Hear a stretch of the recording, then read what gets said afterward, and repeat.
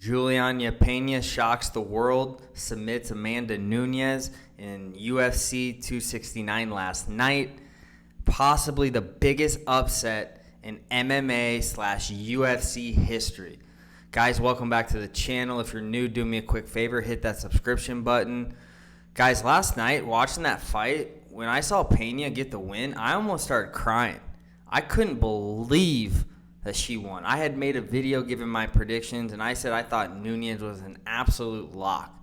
Okay, I'm not going to sit here today and act like, I thought Peña even had a shot. I watched a lot of the embeddeds. I watched a lot of the lead up, both fighters training. And to be honest, I'll say it again like I said in the other video. I didn't think Peña showed much in terms of her striking ability, okay? I don't know if she's even a black belt in jiu-jitsu. Obviously, she trains jiu-jitsu. All MMA fighters do.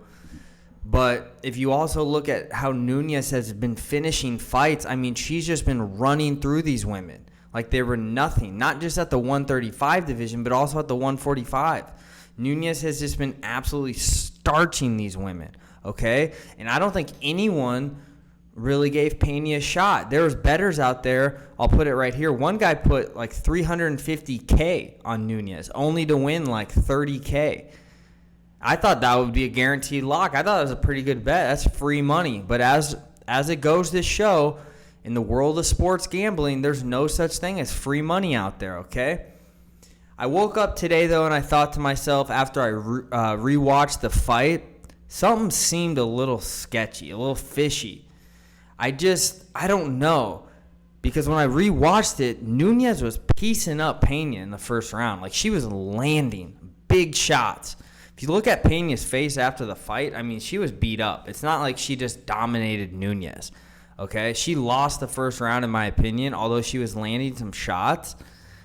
But in the second round, it was almost like Nunes just wasn't trying. And when you look at the submission, it was quick. Nunes went down, Peña got the back, and maybe her jiu-jitsu is, world class. But going into that fight, I hadn't really heard much about her jiu-jitsu. Yeah, her wrestling was supposed to be pretty good. But if you look at Peña's previous record, she's lost via submissions a few times. Granted, to some very good women, some world-class fighters, but Peña wasn't coming in, just off some huge win streak. And the more I thought about it I was like, did Nunes throw this fight? Okay, if she threw the fight, obviously she could have bet a lot of money on herself. Obviously she wouldn't go to the casino and do it. And some people are probably watching this thinking, I'm an absolute idiot for even bringing this up.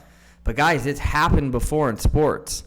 You look at Italian soccer, okay? It happened with Juventus. If you guys don't know that scandal, go look it up. Type in Google, Italian soccer club or Italian football club, Juventus, with cheating scandals, okay? Where the mafia pretty much came to him and said, hey, you're going to lose these games, okay? And the only time that works is when you can get the favorite on your side. Why is that? Well, if you had Peña lose the fight, and you put all your money on Nunes, you'd have to put up so much money to even get a decent return because Nunes was a minus 1,000. Whereas Peña, a plus 650, I'll put it right here. If you put up $1 million, let's say, you're returning about 6.5 million, okay? And keep in mind, too, okay, this is a bit, going down the conspiracy theory route, but it's COVID still, okay, all around the world.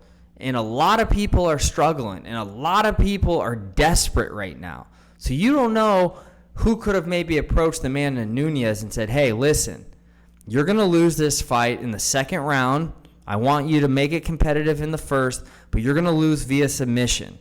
Now, I know some people are going to think I'm absolutely crazy, but this is a possibility. This is the world we live in. Okay, and you never know what's going on behind the scenes. You never know, who could have approached her and said, you don't lose this fight, we're going to kill your family.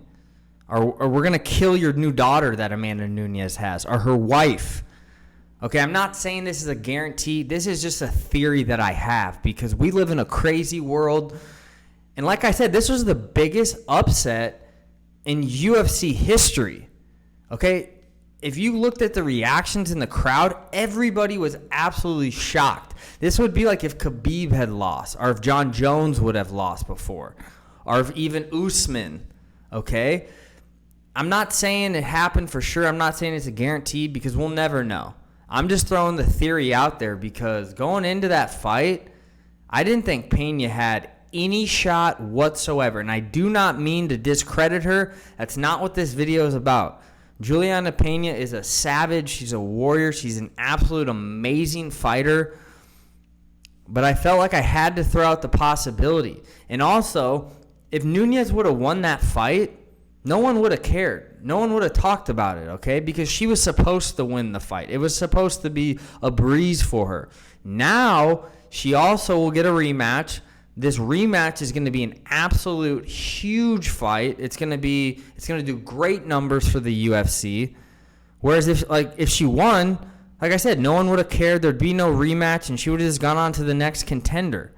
Okay? I'm not saying it was rigged. I'm not saying Nunes threw the fight, but I'm not saying she didn't.